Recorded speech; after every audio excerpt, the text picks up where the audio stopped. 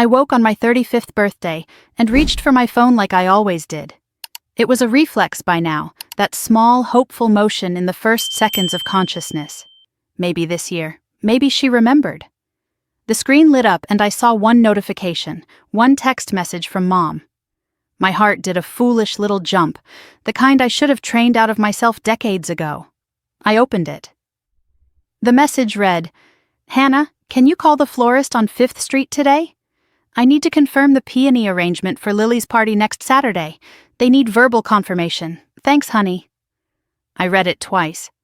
Then a third time, just to make sure I was not dreaming. My mother had texted me on my 35th birthday, not to wish me well, not to say she loved me, but to ask me to help plan my sister's birthday party. Lily's party was next week, mine was today. And somehow, in my mother's mind, those two facts existed in completely separate universes. I set the phone down on the nightstand. I did not cry. I had stopped crying over forgotten birthdays somewhere around 25. I did not call my mother to remind her, the way I used to when I still believed reminders would change anything. Instead, I got out of bed, took a shower, put on jeans and a nice blouse, and grabbed my keys. I had somewhere to be. I had an appointment I had been waiting 3 years to keep. That morning, I did not ask my mother to see me. I decided to see myself. The drive to Bend took 3 hours. I took the highway north out of Portland, watching the landscape shift from city to suburbs to farmland to forest. The mountains appeared on the horizon, still capped with snow even in May. I did not turn on the radio. I drove in silence, letting my thoughts unspool like thread from a spindle. 3 years. That is how long I had been planning this. Every overtime shift I volunteered for. Every bonus I deposited straight into savings instead of spending on vacations or clothes or any of the small luxuries that other women my age seemed to enjoy. Every Friday night, I stayed home instead of going out. All of it had been building toward this moment. No one knew, not my mother Diane, not my sister Lily, not even my closest friends, though I did not have many of those left. I had learned a long time ago to keep my dreams private. Sharing them meant watching them get forgotten or overshadowed or dismissed. So I kept this one locked inside my chest like a secret jewel, polishing it in the dark, waiting for the day I could finally hold it up to the light. The real estate agent's name was Patricia. She was waiting for me at a coffee shop on the main street of Bend, a small mountain town about 180 miles from Portland. We had been emailing for 6 months. She did not know it was my birthday. She only knew I was ready to close.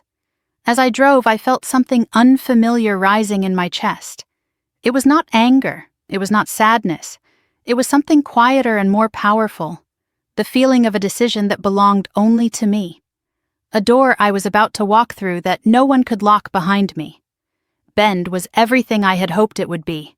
Mountains in the distance, pine trees lining the streets, a lake that caught the afternoon sunlight and turned it into diamonds. I parked in front of the coffee shop and saw Patricia through the window, waving at me with a manila folder in her hand. I waved back and stepped inside to meet my future. The title company was a small office on the 2nd floor of a brick building downtown. Patricia and I sat across from a woman named Deborah who walked me through the paperwork page by page. I signed my name more times than I could count. My hand started to cramp somewhere around the 15th signature, but I did not care. Every stroke of the pen was a declaration. I thought about all the birthdays that had brought me to this moment. The 8th birthday when my mother forgot to send the invitations. The 16th when I ate 3-day-old lasagna alone in the kitchen. The 18th when I gave my graduation speech and saw my mother texting in the back row.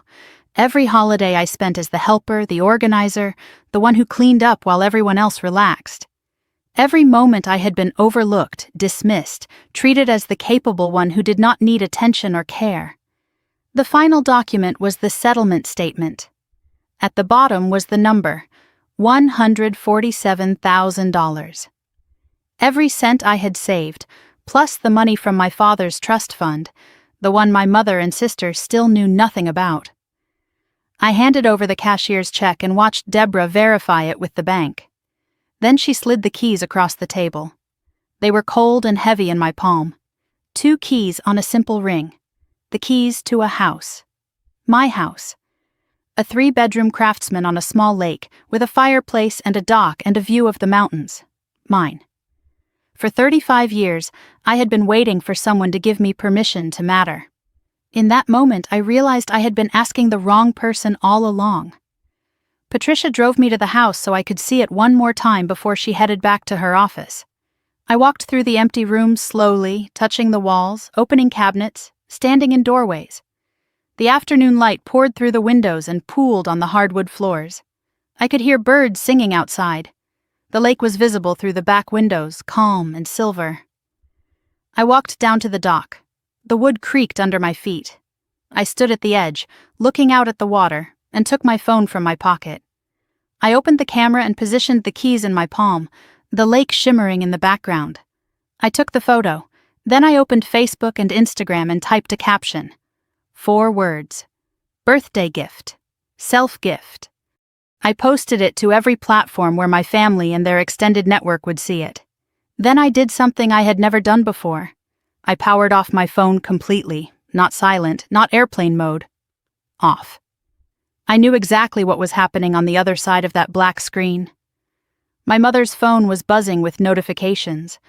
People were commenting, asking questions. Someone was probably calling her right now, asking if she knew her daughter had just bought a house. And she would have to admit that she did not know. That she had no idea. That she had been so busy planning Lily's birthday party that she had forgotten mine entirely. I did not post that photo to hurt my mother. I posted it because for once I wanted to celebrate myself out loud. If that made her uncomfortable, that was her problem to solve, not mine. The sun began to set over the lake. I sat on my dock with my feet dangling over the water, watching the sky turn orange and pink and purple. I thought about the woman I used to be, the one who checked her phone every birthday morning with desperate hope. The one who had learned to shrink herself so small that she became invisible. The one who believed that if she just asked for less, eventually someone would give her more. That woman was still inside me. But she was not in charge anymore. It has been said that you cannot pour from an empty cup. But I think it is worse than that. I think some of us were never given a cup to begin with. We were just expected to keep pouring, to keep giving, to keep showing up for people who never showed up for us. I stayed on that dock until the stars came out. Then I walked back to my house and stepped inside for the first time as its owner. The rooms were dark and empty, but they did not feel lonely. They felt like possibility.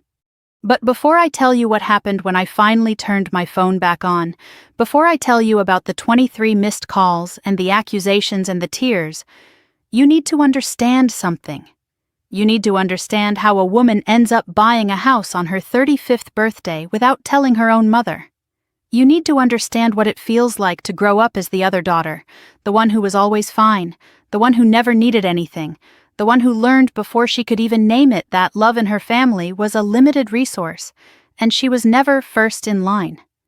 So let me take you back. Let me show you how I became invisible. You do not become invisible overnight. It happens slowly, like water wearing down a stone. One forgotten moment at a time. One overlooked birthday after another. One quiet dismissal that teaches you to expect nothing, so that when you receive nothing, it feels almost like relief. At least you were not surprised. At least you were prepared.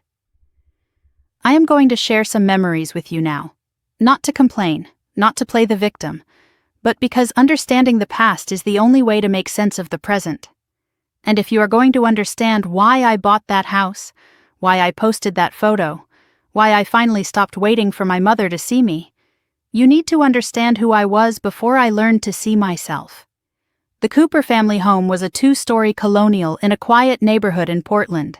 White siding, blue shutters, a manicured lawn that my mother tended with religious devotion. From the outside, it looked like a catalog photograph of American family life. The kind of house where happy families lived. The kind of house where children were loved equally, and no one was ever forgotten. From the inside, it was a house with unspoken rules, and I learned those rules before I could read. The first rule I learned was this: Lily needed more. I needed less. And somehow that was supposed to be a compliment. Let me tell you about my 8th birthday. 8 is a big number when you are a child. It feels important. It feels like the beginning of something. I had been looking forward to it for months. I asked my mother for a small party, nothing elaborate, just pizza and cake and 4 friends from school. That was all I wanted. 4 girls from my class, the ones I ate lunch with, the ones I traded stickers with at recess. My mother said yes. She said it in that distracted way she often said things to me, while simultaneously helping Lily with a school project. But she said yes. And that was enough for me. I spent 2 weeks imagining that party.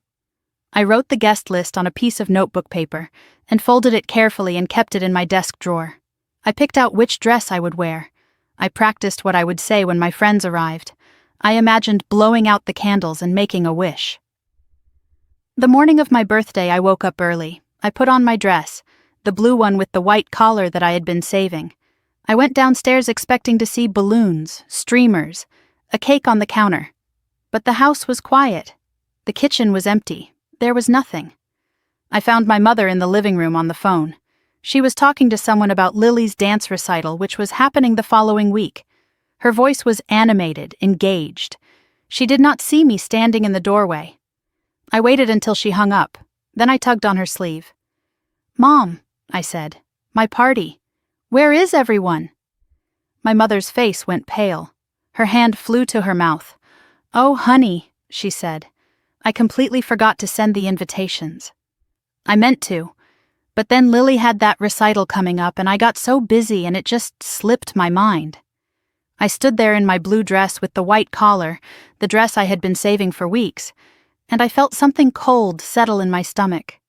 No friends came that day. There was no pizza. There was no party. My mother rushed to the grocery store and came back with a sheet cake from the bakery section. It said, "Happy Birthday," in generic blue frosting. There was no name on it because they did not have time to write one.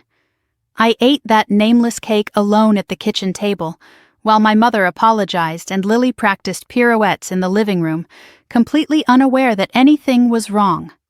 That night, my mother sat on the edge of my bed. She stroked my hair and looked at me with what I now recognize as guilt, but her words did not match her eyes. "You are so strong, honey," she said. "You understand. Lily is more sensitive. She needs extra attention. But you are my rock." I was 8 years old. I did not have the language to argue. I only knew that being strong meant not crying. Being a rock meant not needing.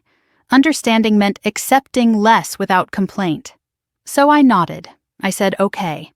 And I watched my mother leave my room with something that looked almost like relief on her face. That phrase followed me through my entire childhood. You are strong. You understand. Lily needs more. It was the excuse that explained everything, every forgotten birthday, every overlooked achievement, every time my mother chose my sister over me. I was strong. I understood. I did not need as much. I did not know it then, but my mother had handed me a role that night, and I would spend the next 27 years playing it perfectly. 2 years later, Lily turned 8, the same age I had been when I got the nameless grocery store cake. But Lily's experience was nothing like mine. My mother spent 3 weeks planning her party. The theme was Princess Garden Party. There were custom invitations with Lily's name printed in gold script. 22 children from her class attended. A professional photographer walked around taking pictures. The cake was 3 tiers tall, decorated with edible flowers that matched Lily's dress. I watched from the corner of the backyard. I was 10 years old by then, old enough to help, but not old enough to be included. I carried trays of food. I refilled drinks. I picked up discarded napkins and threw them away. No one thanked me. At the end of the party, the photographer gathered everyone for a group photo. My mother and Lily stood in the center, beaming. Someone handed me a phone and asked if I could take a backup shot. So I did. I took the picture. I was not in it. Years later, I made the mistake of scrolling through my mother's Facebook profile. I wanted to see if my memory was exaggerating things. It was not. She had posted photos from every single one of Lily's birthdays since 2008. custom cakes, group shots, candid moments of Lily laughing and opening presents. The captions were effusive. My beautiful girl. So proud of my baby. Sweet 16 for my sweetheart. I searched for photos from my own birthdays. There were 4. In one of them, I was partially cut off at the edge of the frame. In another, I was in the background, out of focus, while Lily opened a Christmas present in the foreground. The caption mentioned Lily. I closed the app and never searched again. Some evidence is better left unexamined. But there was one person who saw me. One person who never forgot. My grandmother Eleanor, my mother's mother, was a woman in her late 70s with silver hair and sharp eyes that missed nothing. She lived in a small apartment across town, alone since my grandfather Walter passed, and she watched the family dynamics with quiet disapproval. Every year, without fail, a birthday card arrived in the mail addressed to me. Inside was a handwritten note and a check for $50. The notes were always specific. Happy 14th birthday, my dear Hannah. I hope you are still reading those mystery novels you love. I am proud of you. Love, Grandma Eleanor. She remembered details. She asked about my grades, my hobbies, my dreams. She never confused me with Lily. She never forgot. By the time I was 12, I had perfected the art of not needing.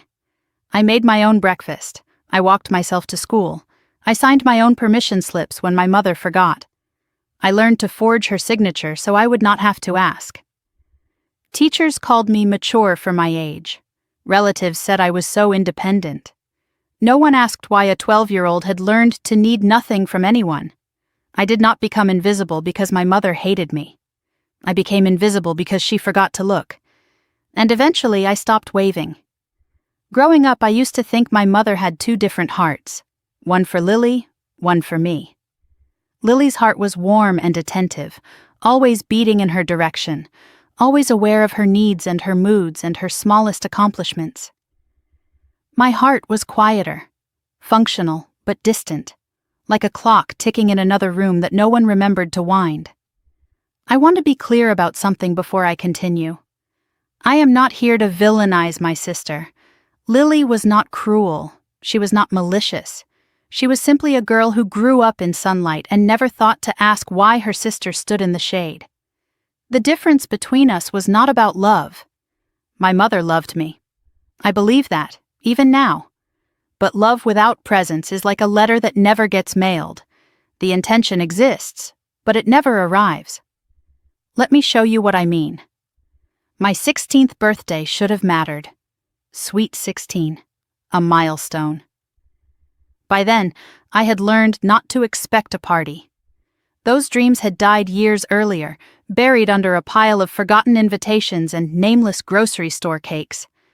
But I allowed myself one small hope. Maybe my mother would take me to dinner, just the 2 of us. A quiet celebration, something to mark the occasion. 2 weeks before my birthday, I found my mother in the kitchen chopping vegetables for dinner. I approached her carefully, the way you might approach a wild animal you did not want to startle. "Mom," I said, "for my birthday, could we maybe go to a restaurant? Just you and me, somewhere nice, nothing fancy." My mother looked up from the cutting board. Her eyes were distracted, already somewhere else. "Of course, honey," she said. "That sounds lovely. Let me check my calendar." I held on to those words for 2 weeks. I replayed them at night before I fell asleep. "Of course, honey. That sounds lovely." I imagined what restaurant she might choose. I imagined sitting across from her, just the 2 of us, having a real conversation. I imagined her looking at me, really looking, and seeing the daughter I had become. On the morning of my 16th birthday, I woke to an empty house. There was a note on the kitchen counter in my mother's handwriting. Had to take Lily to an emergency fitting for her recital costume. Back soon. There is leftover lasagna in the fridge. Happy birthday, sweetheart. I stood in the kitchen holding that note. I was 16 years old. I was alone. The lasagna in the refrigerator had been there for 3 days. I recognized the container from Sunday's dinner. I opened the refrigerator door and looked at it for a long time. Then I closed the door without eating. My mother came home at 9 o'clock that night. She was exhausted from Lily's fitting. She hugged me briefly in the hallway and said, "Happy birthday, baby." And then she went to bed. There was no dinner. There was no cake. There was no candle to blow out. That night, I wrote in my journal, "I am 16 today." I celebrated by looking at 3-day-old lasagna. I did not even eat it. 2 years later, Lily turned 16. I was 18 by then, about to graduate high school. I already knew what to expect. My mother spent 6 weeks planning Lily's party. She rented a ballroom at a hotel downtown. She hired a DJ who specialized in Sweet 16 celebrations.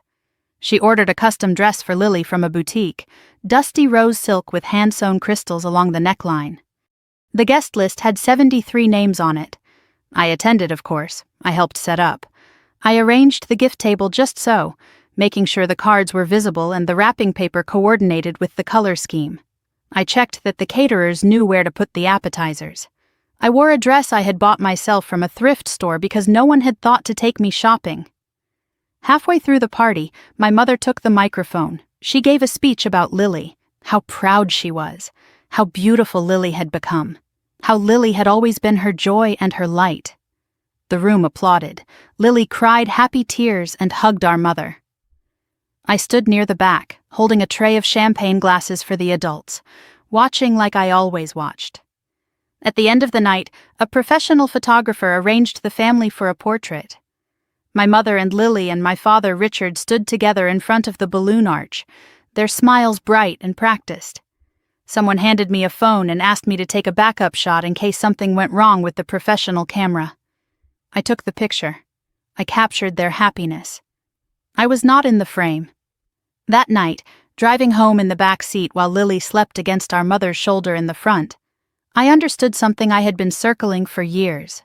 I was not part of this family in the same way they were. I was adjacent to it, a supporting character in someone else's story, a stagehand who helped the show run smoothly but never took a bow. I want to say something about Lily here because I think it matters. My sister was not a bad person. She was not scheming or malicious. She did not consciously take my share of our mother's love. She simply never noticed the imbalance. She grew up being the center of attention and assumed that was normal. The sun does not wonder why the moon is dark. Our relationship was not hostile. We were polite to each other. We exchanged Christmas gifts. We texted occasionally about nothing important. But there was no depth between us, no real knowing. When we talked, Lily spoke about herself, her job, her boyfriend Marcus, her anxieties and her ambitions. I listened because that was my role. When I tried to talk about my own life, her eyes would glaze over, and within minutes the subject would drift back to her. I do not blame Lily for being loved more. I blame my mother for making me feel like I was worth less. Lily was just a girl standing in the light. My mother was the one who decided where the light would fall. But there was one person who refused to let me disappear completely.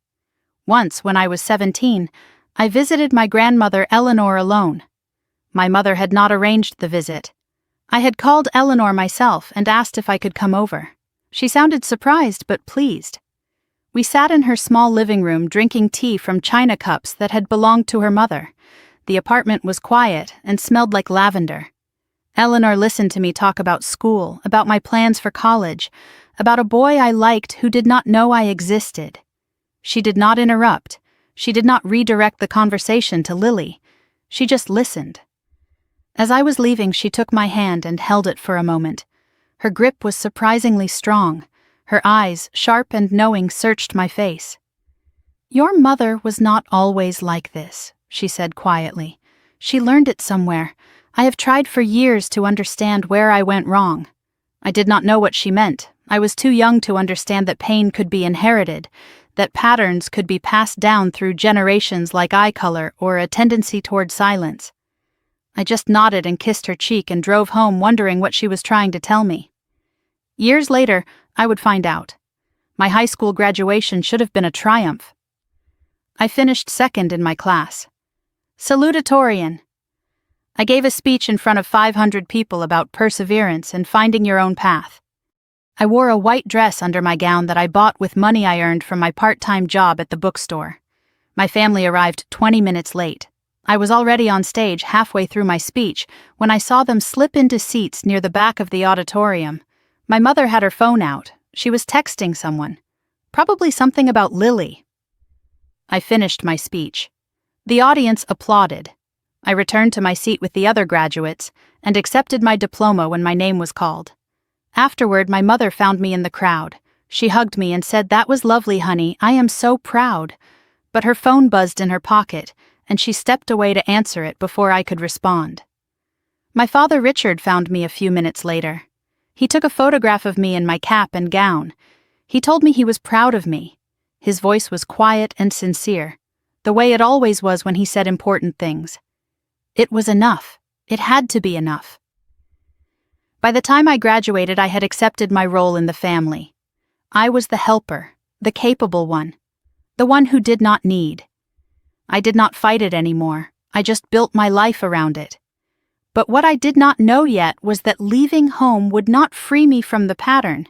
It would just give me more space to pretend it did not hurt. I left home at 22, the same week I graduated college.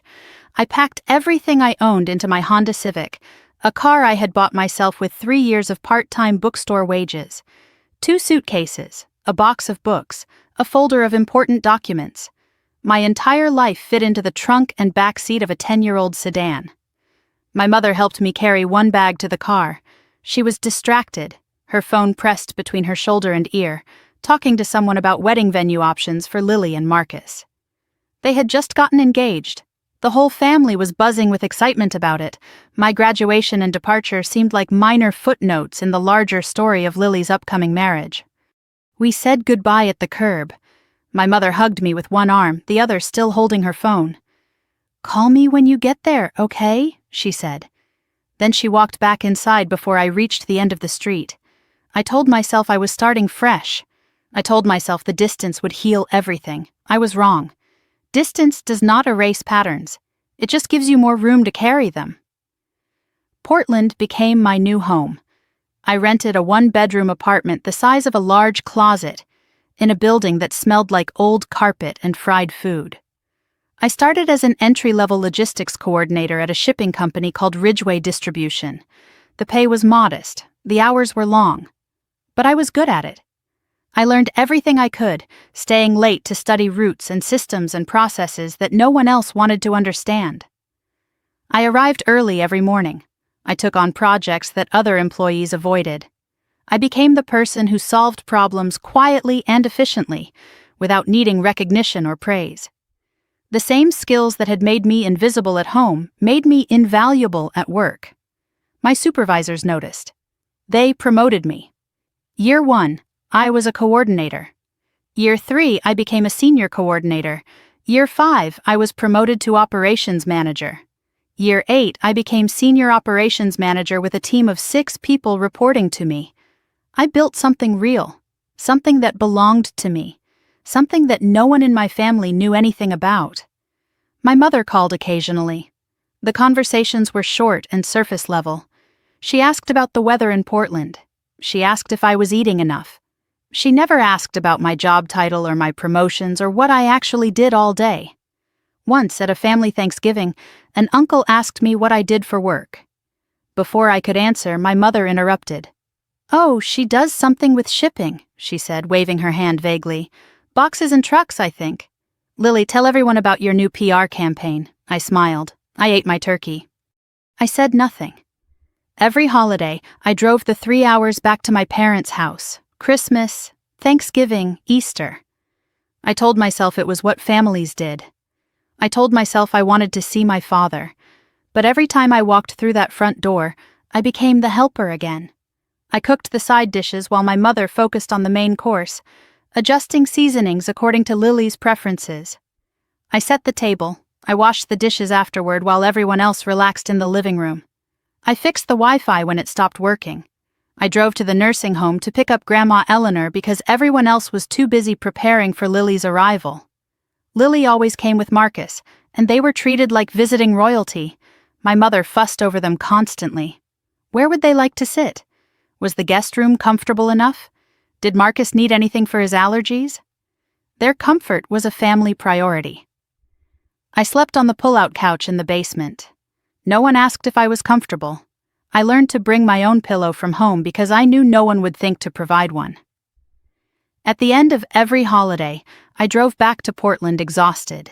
Not from the travel, from the performance, from pretending that being the helper was enough, from smiling when my mother posted family photos online where I was cropped out or standing at the edge, half hidden behind Marcus's shoulder.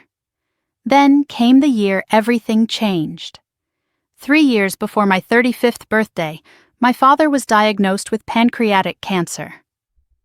Stage 4. The doctors gave him 6 months to live. He lasted 4. During those 4 months, I took a leave of absence from work. I moved back into my childhood home temporarily. I became my father's primary caregiver while my mother fell apart, and Lily claimed she could not handle seeing her father so sick. Too painful, she said. Too traumatic. So she stayed away, visiting only on weekends when she felt emotionally prepared, which was not often. I sat with my father through the long nights when he could not sleep. I read to him from his favorite mystery novels. I held his hand when the pain medication made him confused and frightened. We did not talk about the past. There was not enough time, and my father had never been a man of many words. But sometimes he looked at me with something in his eyes that felt like an apology, like he wanted to say something but did not know how to begin. One night, 3 weeks before he died, my father squeezed my hand. His voice was barely a whisper by then, rough and thin from the illness. "I should have done more," he said. "I should have fought for you. I am sorry, sweetheart. I was a coward. I did not know what to say. I told him I loved him. I told him it was okay. I was not sure either statement was entirely true, but they were the words he needed to hear." He closed his eyes and drifted back to sleep, his hand still wrapped around mine. My father died on a Tuesday morning in April. The funeral was on Saturday. My mother was inconsolable, barely able to stand during the service. Lily wept beautifully in a black designer dress that fit her perfectly. I wrote the obituary. I planned the service. I stood at the podium and delivered the eulogy because no one else could hold themselves together long enough to speak. Afterward, relatives and family friends approached me with the same words. "You were so strong up there, so composed. Your father would be proud." I thanked them. I shook their hands. I wanted to scream. 2 weeks after the funeral, my phone rang. The number was unfamiliar. A man's voice, professional and careful, came through the speaker. "Ms. Cooper? My name is Gerald Hutchins. I was your father's personal attorney. I need to speak with you privately about a matter regarding his estate." I was confused. My father's will had been straightforward. Everything went to my mother, with provisions for both daughters to inherit equally when she passed. There was nothing complicated, nothing secret. But Gerald Hutchins was insistent. "This is a separate matter, Ms. Cooper," he said. "Something your father arranged many years ago. Something he specifically requested I discuss with you alone. Not your mother, not your sister, only you." He asked me to come to his office in downtown Portland. He told me to bring identification. He told me to prepare myself. I hung up the phone with my heart pounding. My father had a secret. Something meant only for me. Something he had been planning for years. I did not know what it was, but I knew it was important. I could hear it in the careful way Gerald Hutchins chose his words. After the funeral, after the relatives stopped calling, after my mother began to function again, I returned to my apartment in Portland. I went back to work. I threw myself into projects and spreadsheets and problems I could actually solve. I did not talk about my father. I did not talk about the mysterious phone call or the appointment I had scheduled with Gerald Hutchins. Grief does not follow schedules. It arrives at random moments. When I smelled pipe tobacco like my father used to smoke. When I heard a song he loved on the radio. When I reached for my phone to call him before remembering he would never answer again. I visited my family less after Richard died. Without him, there was even less reason to go home. My mother called occasionally, but the conversations were short. Updates on Lily and Marcus, complaints about the house being too quiet, never questions about my life or my work or how I was handling the loss of my father. I realized something painful during those months alone. My father had been the last thread connecting me to that family. Without him, I was finally completely adrift. But I did not know yet that he had left me something. A lifeline I never expected. A secret that would change everything. That phone call with the lawyer would change my life. I just did not know it yet. Gerald Hutchins had an office on the 14th floor of a glass building in downtown Portland.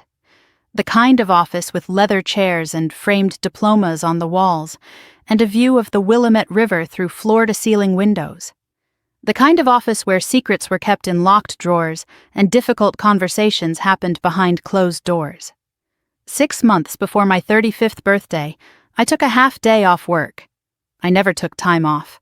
My colleagues looked at me strangely when I said I had a personal appointment. I drove downtown and parked in an overpriced garage and rode the elevator up, watching the numbers climb, feeling my heart climb with them. For 2 weeks since that phone call, I had been imagining what this could be. A debt my father had left behind. A confession of some kind. Maybe a second family I never knew about. My mind had cycled through every possibility, each one more unsettling than the last. The receptionist offered me water. I declined. My mouth was dry, but I did not trust my hands not to shake. I sat in the waiting room staring at a painting of a sailboat on a calm sea, wondering what my father had needed to tell me that he could not say while he was alive. The door to the inner office opened. Gerald Hutchins was a man in his early 60s with silver hair and kind eyes behind wire-rimmed glasses. He shook my hand firmly. "Miss Cooper," he said, "thank you for coming. Please, sit down. What I am about to tell you, your father wanted you to hear from me, not from a letter." I sat in the leather chair across from his desk. He opened a drawer and removed a manila folder. His movements were careful and deliberate, like a man who had delivered difficult news many times before and understood the weight of every gesture. He slid the folder across the desk toward me. Inside was a legal document, a trust agreement. I saw the date at the top. 15 years ago, I would have been 20 years old. I scanned the page until I found the beneficiary line. Hannah Marie Cooper. No other names, just mine. The amount made me stop breathing. $152,000, accumulated over 15 years through monthly contributions from an account I never knew existed. Separate from the family finances. Separate from anything my mother controlled. I looked up at Gerald Hutchins. "I do not understand," I said. My voice sounded strange to my own ears. "Where did this come from?" "Your father set this up when you were 20, he explained. He contributed every month from his personal savings, a separate account your mother had no access to. He asked me to manage it and to contact you after his death. He was very specific that no one else was to know, not your mother, not your sister, only you, and only after he was gone." I stared at the number on the page. 15 years of secret savings. 15 years of my father quietly putting money aside for me while I thought he barely noticed I existed. The math stunned me. He had been saving for me since I was in college, since before I even understood how invisible I was in my own family. Gerald reached into the folder and pulled out an envelope. My father's handwriting was on the front. "For Hannah, when the time is right." I took the envelope with trembling fingers. It was light, just a single sheet of paper inside. I opened it carefully, as if the paper itself might crumble if I moved too quickly. "Dear Hannah," the letter began. "I know I failed you in many ways. I saw what was happening, and I did not stop it. I could not change your mother, and I was too weak to fight her. But I could do this. This money is yours, only yours. Use it to build something that belongs to you, something no one can take away. I love you. I always saw you, even when it did not seem like it. Dad." I read the letter 3 times. By the third reading I was crying. Not gentle tears, the kind of sobs that shake your whole body. The kind you have been holding back for decades without realizing it. Gerald Hutchins left the room to give me privacy. He said something about getting me water. I barely heard him. I just sat there in that leather chair, holding my father's letter, finally understanding something I had never known. He saw me. All those years when I thought I was invisible, when I thought no one noticed, my father was watching. He was documenting. He was saving. He could not fix the present, so he tried to give me a future. I did not know how to feel. Part of me was grateful, profoundly, achingly grateful. My father had seen me when my mother refused to. He had loved me enough to plan for my escape. But another part of me was angry. If he saw everything, why did he never speak up? Why did he never demand that my mother treat us equally? Why did he compensate in secret instead of confronting the problem openly? I sat with that anger for a long time. And then I understood. I knew my father. I knew the man who avoided conflict at all costs, who kept the peace even when peace was unjust, who loved me but did not know how to fight for me. The trust fund was the loudest thing Richard Cooper ever did. It was his way of screaming. I folded the letter carefully and put it in my purse. I decided in that moment that I would honor what my father gave me. I would use it to build something that belonged only to me, something no one could take away. Over the following months, I began searching for a house. Not in Portland. Too close to my mother. Not in a big city. Too expensive. Too crowded. I wanted somewhere quiet. Somewhere I could breathe. Somewhere I could disappear and rebuild myself from the ground up. I found Bend in February, 3 months before my birthday. A small mountain town about 180 miles from Portland. Pine trees and hiking trails and a lake that sparkled in the winter sun. The kind of place people went to escape their old lives. The house appeared on my screen one evening while I was scrolling through listings. A craftsman-style home on a small lake. 3 bedrooms, a fireplace, a dock that stretched out over the water. The asking price was $145,000. I did the math. With my father's trust and the savings I had accumulated over the years, I could afford it. I could pay cash, no mortgage, no bank, no paper trail that anyone in my family would notice. I drove to Bend on a Saturday to see it in person. The real estate agent, a woman named Patricia with a warm smile and practical shoes, walked me through every room. I stood on the dock and looked at the water and felt something I had not felt in years. Hope. This is it, I whispered to myself. This is where I start over. For 3 months, I waited. The sellers accepted my offer. The paperwork moved slowly through the system. I told no one. I continued my life as if nothing had changed. I went to work. I called my mother occasionally and listened to her talk about Lily's latest crisis. I attended Easter at the family home, cooked the ham, washed the dishes, slept on the pull-out couch. I said nothing about the house, nothing about the trust, nothing about the door I was about to walk through. At night, alone in my Portland apartment, I looked at the photos Patricia sent me. The house in springtime, the lake thawing, the trees beginning to bloom, a future waiting for me. Patricia confirmed the closing date in April, May 15th, my 35th birthday. I did not plan it that way. But when I realized the dates aligned, I knew it was a sign. I was going to give myself the birthday present my mother never would. 1 week before my birthday, my phone rang. It was my mother. For a brief, foolish moment, my heart lifted. Maybe this year. Maybe she remembered. Maybe she was calling to ask about my plans. "Hannah, honey," she said, "I need a favor. Can you call the florist on 5th Street? I need to confirm the peony arrangement for Lily's birthday party next Saturday. They need verbal confirmation. You know how these places are." I stood in my kitchen, phone pressed to my ear, and said nothing for 5 full seconds.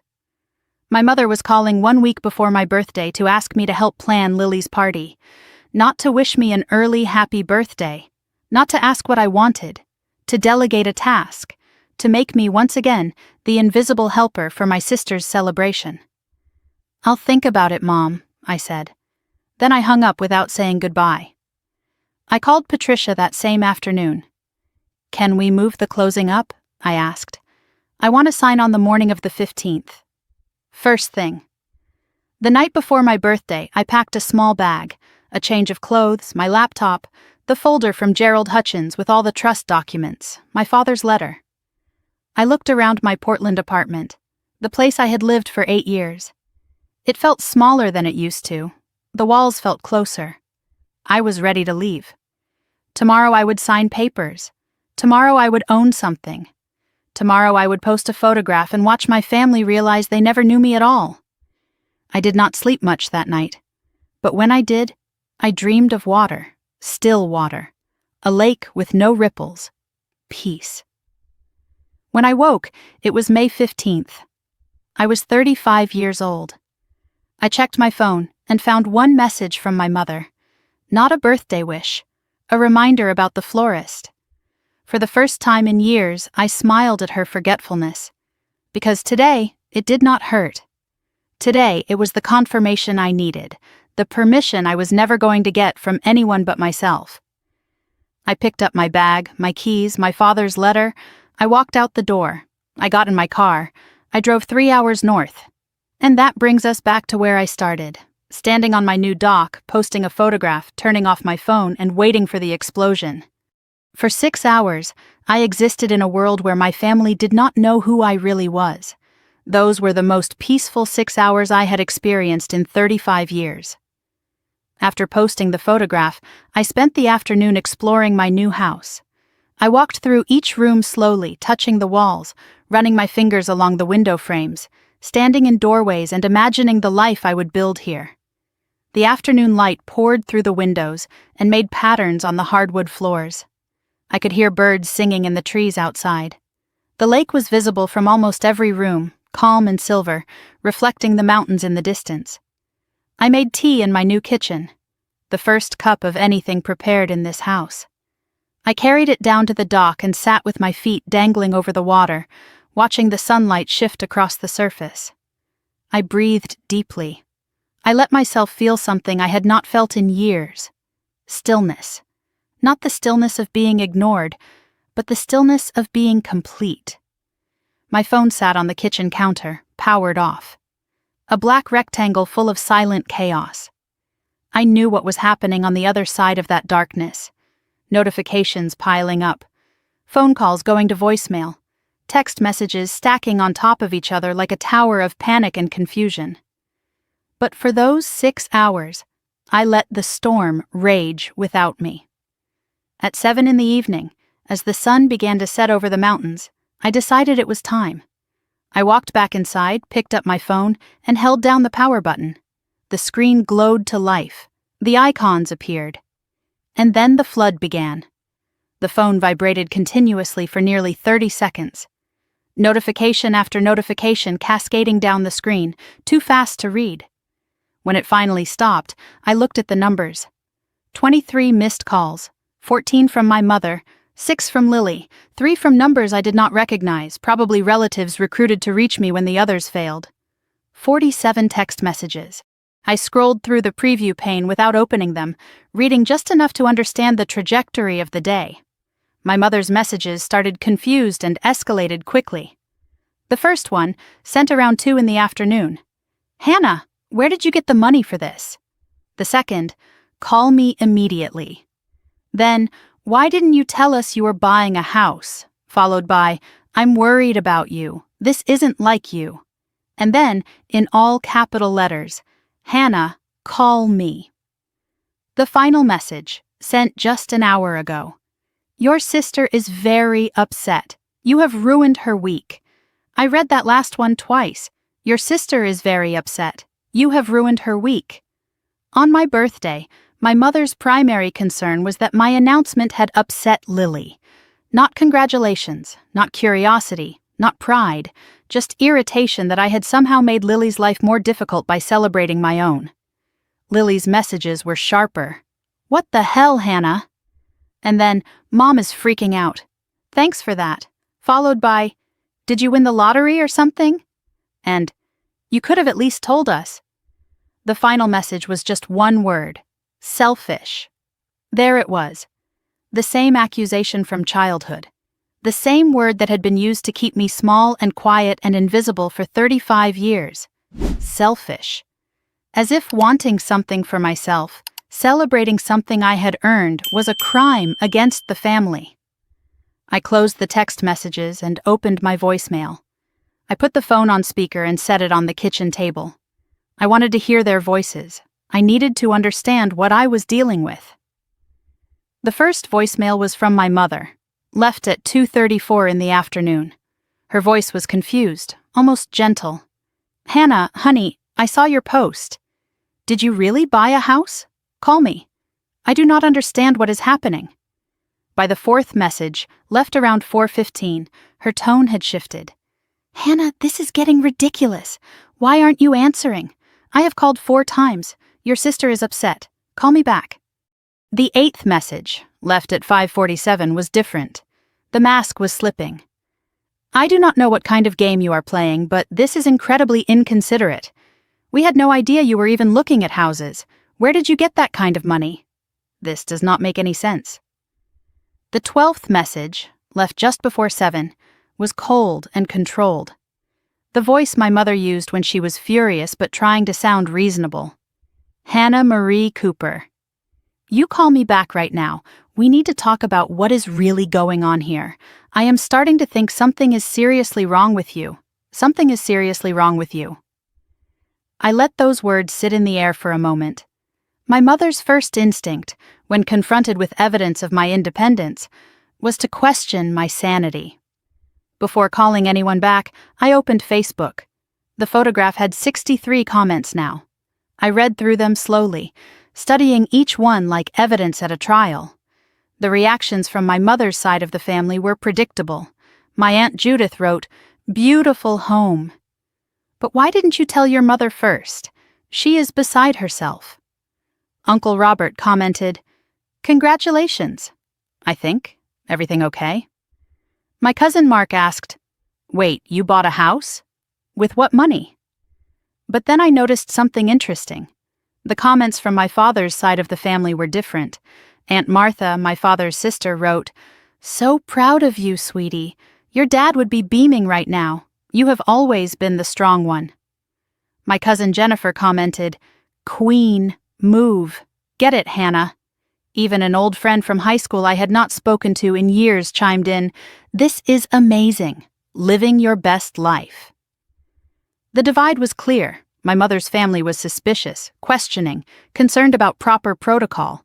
My father's family was celebrating. They were proud. They saw this for what it was, a victory, not a crisis. I sat with that realization for a moment. Then I picked up my phone and called my mother. She answered before the first ring finished. "Hannah." Finally. Her voice was tight, controlled, the voice she used when she was furious but trying to appear calm. "Hi, Mom," I said. I kept my voice neutral. "Do you have any idea how worried I have been? Where are you? What is going on? Where did you get the money for this house? Why didn't you tell us? How long have you been planning this? Why did I have to find out on Facebook like everyone else?" The questions came rapid fire, one after another without space for me to answer. I let her finish. Then I responded, keeping my voice calm and steady. "I saved it," I said. "I have been saving for years. I did not think to tell you. It is my house. I can announce it however I want." There was a pause on the other end of the line. I could hear her breathing, trying to regain control. "I do not understand you, Hannah," she said. "I have never understood you. You have always been so secretive, so closed off. You never let me in." Something shifted inside me. Not anger, something clearer, more precise. I spoke slowly, deliberately. "Mom, do you know what today is?" Silence. I could hear her thinking, trying to remember. "Today is May 15th, I said. "It is my birthday, my 35th birthday.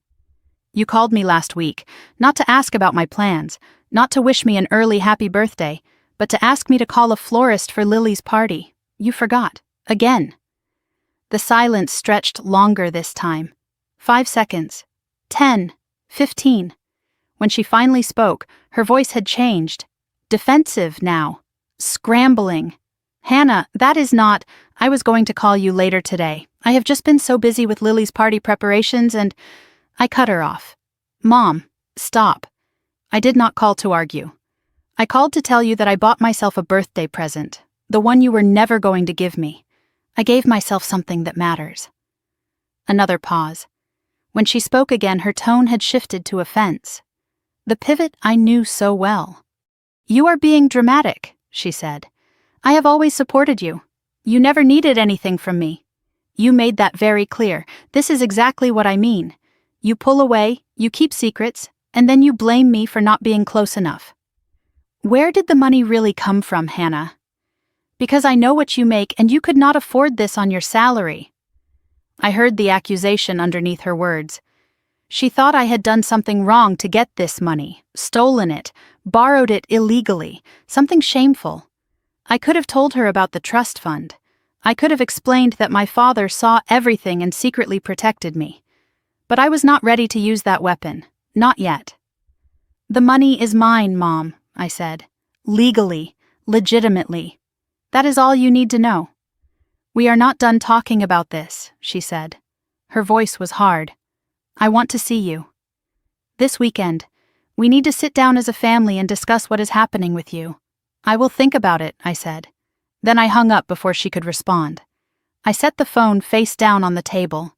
My hands were shaking, not from fear, from adrenaline, from the unfamiliar feeling of speaking back. That was the first time I ever hung up on my mother. It would not be the last. The house was quiet again. I put my phone on Do Not Disturb and walked outside. The sun had set while I was on the phone. The sky was purple and orange at the edges, fading to deep blue overhead. The lake reflected the last light like a mirror. I stood on my porch and breathed the mountain air. I expected to feel guilty, anxious, worried about what would come next. But as I looked out at the water, I felt something else entirely: relief. For the first time in 35 years, I had said what I actually felt. I had not smoothed it over. I had not apologized for existing. I had just spoken. I had spent my whole life trying not to be a burden.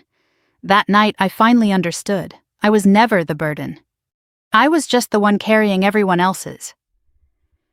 Before I went to bed, I picked up my phone one more time. I typed a message to a number I knew by heart. "Grandma, can I visit you tomorrow? There is something I need to understand. About Mom. About all of it." The response came within minutes. "I have been waiting for you to ask. Come at 10. Bring tissues." I had known my grandmother for 35 years. But that morning, driving to see her, I realized I had never really known her at all.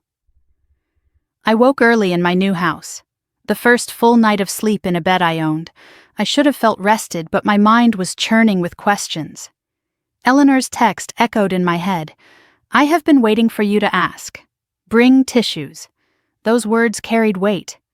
They suggested that whatever she was about to tell me had been waiting a long time to be said.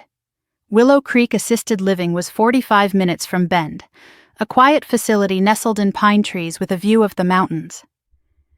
Eleanor had moved there 2 years ago after a fall made living alone too risky. She hated leaving her independence, but she never complained. She adapted. Just like I always had. I gripped the steering wheel as I drove, wondering what my grandmother knew that I did not. Whatever it was, she had been holding it for years.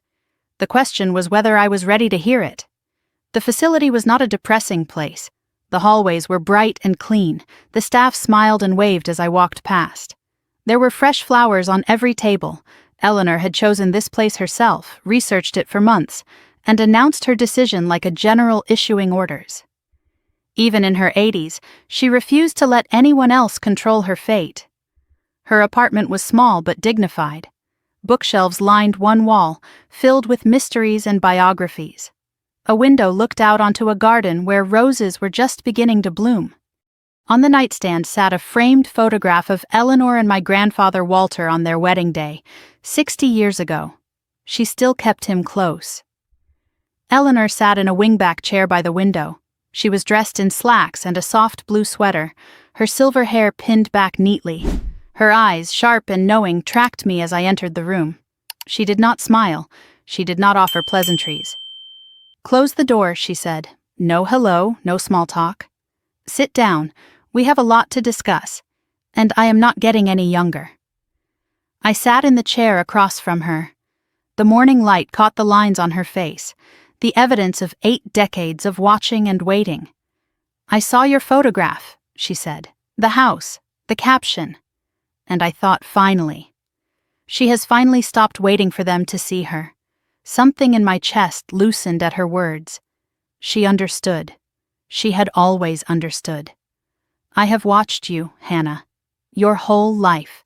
I have watched you fade into the background while your sister stood in the spotlight. I have watched your mother forget you over and over, and I have seen you pretend it did not hurt." Her voice was steady, but I could hear the weight beneath it, the accumulation of years of silent observation. "I should have said something sooner," she continued. "I should have intervened. But I told myself it was not my place. I told myself your parents would figure it out, that your mother would eventually see what she was doing." She paused and looked down at her hands. "I was wrong, and I am sorry." My throat tightened. "Grandma," I said, "why does she do it? Why does Mom treat us so differently? What did I do wrong?" Eleanor's eyes filled with tears. She reached out and took my hand. Her grip was surprisingly strong. "Oh, sweetheart," she said, "you did not do anything wrong. But to understand your mother, you need to understand who she was before she became your mother." She took a breath and began. "Your mother was not always like this," she said. "When she was young, she was a lot like you. Quiet, thoughtful, easy to overlook." She explained that her own mother, my great-grandmother Catherine, had 2 daughters, Diane and Patricia. Patricia was the younger one, the charming one, the one who demanded attention and received it. Catherine adored Patricia, Eleanor said. She threw her parties. She bought her dresses. She showed her off to everyone. And Diane, your mother, stood in the corner watching, waiting, never quite good enough. I stared at my grandmother. I had never heard any of this before. My mother never spoke about her childhood, and I had never thought to ask. "I tried to compensate," Eleanor continued. "I tried to give Diane the attention Catherine refused to give her.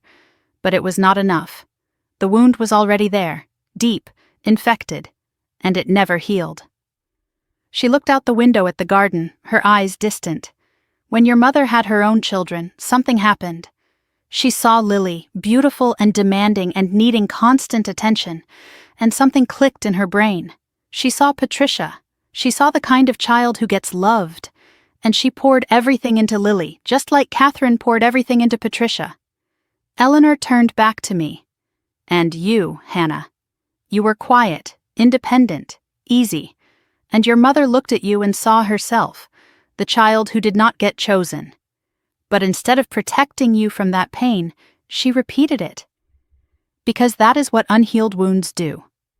They spread. The words hit me like stones. My mother had been the forgotten daughter once. She had felt exactly what I felt. And instead of breaking the cycle, she had continued it. I have spent 35 years watching my daughter make the same mistake my mother made," Eleanor said. Her voice cracked. "And I could not stop it. I could not save you from it, just like I could not save her." She reached beside her chair and lifted a small wooden box. The finish was worn smooth from years of handling. She held it out to me. "Your father gave this to me 6 months before he died," she said. "He asked me to keep it safe, to give it to you when the time was right." She pressed the box into my hands. "I think the time is right." I lifted the lid. Inside were letters, dozens of them, all addressed to me, all in my father's careful handwriting, all unopened. "He wrote to you for years," Eleanor said softly.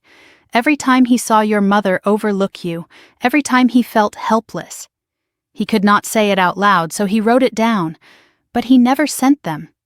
He was afraid of what would happen if Diane found out." My hands trembled as I picked up the top envelope.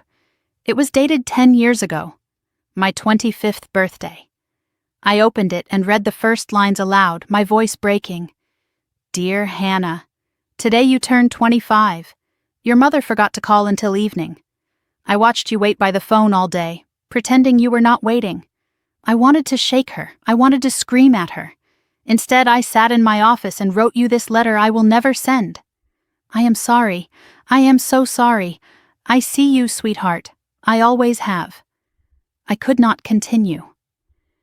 The tears came, silent at first, then shaking my whole body. I had not cried like this in years, maybe ever. I held the box of letters against my chest and let 35 years of grief pour out of me. Eleanor did not rush me. She did not offer empty comfort. She simply sat there, present, waiting. When my sobs finally slowed, she spoke again. Your father loved you more than he knew how to show, she said. But he was a quiet man raised by quiet people. He did not know how to fight. He did not know how to stand up to your mother. The trust fund, you know about it now, yes? I nodded. That was his way of screaming, she said. He could not fix the present, so he tried to give you a future. Somewhere you could go where she could not reach you. These letters are the same thing, his voice trapped on paper waiting for you to hear it. I looked down at the box. 30 years of my father's love, hidden away, waiting for me to be ready. Eleanor leaned forward and took my hand again. I failed your mother, she said. I failed you. But you, her voice grew stronger, you are breaking the cycle. You bought that house. You spoke your truth. You are doing what I could not do, what your father could not do, what Diane still cannot do. She squeezed my hand firmly. Do not let her guilt you into going back to the way things were. Do not let Lily make you feel selfish. You have spent 35 years shrinking. It is time to take up space. I stayed with Eleanor for another hour. We did not talk much. We just sat together, the box of letters between us, the truth finally spoken. On the drive home, I pulled over at a rest stop. I sat in my car with the box on the passenger seat and read 3 more letters. Each one was a wound. Each one was a gift. Each one was my father saying, I saw you. I loved you. I am sorry. By the time I reached my house, something had shifted inside me. I understood my mother now. Not forgave, but understood. And I knew what I had to do next. I had the truth now, all of it. The question was whether my mother wanted to hear it, and more importantly, whether I wanted to be the one to tell her I drove to Portland with my father's letters in the passenger seat. 30 years of his silent love, riding next to me like a witness, like proof that I had not imagined everything, like armor for the battle ahead. 3 days had passed since my visit to Eleanor. I had spent those days reading every letter in the box. Some of them I read multiple times, tracing my father's handwriting with my fingertip, hearing his voice in my head. I had cried. I had raged alone in my kitchen, shouting at the walls. I had sat on my dock until my eyes hurt from staring at the water. But now it was time. My mother had called 7 more times demanding a family meeting. I had finally agreed. Not because I owed her an explanation, but because I owed myself the truth spoken out loud. For 35 years, I had swallowed my words to keep the peace. Today, I was going to let them out. I was not going to Portland to fight. I was not going to scream or accuse or demand an apology I would never receive. I was simply going to say what happened. What my mother did with that information was her choice, but she was going to hear it, every word. The highway stretched ahead of me, familiar and strange at the same time. I had driven this route hundreds of times over the years, back and forth between my life in Portland and my role in the family. But today, I was not the same woman who usually made this drive. Today, I knew things I had never known before. Today, I had proof. The Cooper family home looked exactly as it always had. White siding, blue shutters, the same manicured lawn my mother tended with obsessive care. From the outside, it still looked like a catalog photograph of American family life. The kind of house where nothing bad ever happened. The kind of house where everyone was loved equally. I parked in the driveway and sat for a moment, looking at the front door. I was 8 years old in this house when I learned my birthday did not matter. I was 16 when I ate cold lasagna alone in the kitchen. I was 18 when I gave a graduation speech my mother barely heard. Every window held a memory. Every brick was a witness to my invisibility. But I was 35 now. I owned a house. I had a career. I had a box of letters proving my father saw everything. I was not the invisible girl anymore. I took a deep breath, opened the car door, and walked toward the porch. The front door opened before I reached it. My mother stood in the doorway. But behind her, sitting on the living room couch, was Lily. My stomach tightened. I had not expected this. I thought this would be a conversation between me and my mother, private, contained. Lily's presence changed everything. It added an audience, a potential ally for my mother. A complication I had not prepared for. "I thought we should all talk together," my mother said. Her voice was carefully neutral. "As a family, we have all been affected by this situation. Situation, not Hannah's achievement, not your daughter's new home. A situation, something to be managed, something problematic." Lily looked up from the couch. Her expression was hard to read, somewhere between defensive and curious. She did not say hello, she just watched. I could have left. I could have refused to do this with an audience, but I decided to stay. Let them both hear. Let there be no more secrets. The living room was arranged like a tribunal. My mother perched on the edge of the love seat, her hands clasped in her lap. Lily sat on the couch, arms crossed. I took the armchair across from them both. My mother spoke first. "I do not understand why you are making this such a big deal, Hannah. I have always supported you. I have always been there for you." She began to list evidence of her love. "I paid for your braces. I drove you to soccer practice. I came to your school plays. I held up my hand. "Mom, stop." The room went silent. My mother's mouth hung open, mid-sentence. She was not used to being interrupted. "I did not come here to listen to a list of obligations you fulfilled," I said. "I came here to talk about something else. Something you do not want to see." Her eyes narrowed, her posture stiffened. "I do not know what you mean." "Yes, you do." I leaned forward slightly. My voice was calm, almost gentle. "Mom, I want to ask you something, and I want you to really think before you answer." She shifted uncomfortably. "Okay, what did I do for my 8th birthday?" My mother blinked. Her mouth opened, closed. She looked at the ceiling, searching for a memory that was not there. "What about my 10th birthday?" I continued. "My 16th? My 30th? Nothing." She could not answer. She literally could not remember a single one of my birthdays in any detail. "Now tell me about Lily's 16th birthday." My mother's expression changed. "This," she remembered. "We had it at the Grand Ballroom downtown. There was a DJ. Her dress was dusty rose with crystals. 73 guests. The photographer stayed until midnight." I nodded slowly. "You remember every detail of Lily's party. You cannot remember a single detail of mine. Not one. In 35 years. The words hung in the air like smoke. My mother opened her mouth to respond, but nothing came out. For the first time in my memory, she had no defense prepared. Lily broke the silence. "This is ridiculous, Hannah. Mom loves you. You know she loves you. You are just jealous because—" I turned to face my sister directly. "Jealous?" The word hung between us. I had heard it my entire life, the accusation that turned the victim into the villain. "Lily," I said, "I am not jealous of you. I have never been jealous of you." She scoffed. "Then what is this? Why are you doing this to Mom, to our family?" I kept my voice steady, quiet, almost sad. "I am not jealous, Lily. I am exhausted. There is a difference." Her expression flickered, something crossing her face that might have been confusion or might have been the first crack of understanding. I continued, I am exhausted from 35 years of being the helper. The invisible one. The one who is fine because no one bothered to ask if I actually was. I am exhausted from waiting for Mom to see me the way she sees you. I am not jealous. I am just done waiting. The room was silent. My mother finally found her voice. But it was not an apology. It was not acknowledgement. It was defense. Hannah, I never meant to hurt you. If you felt overlooked, I am sorry you felt that way.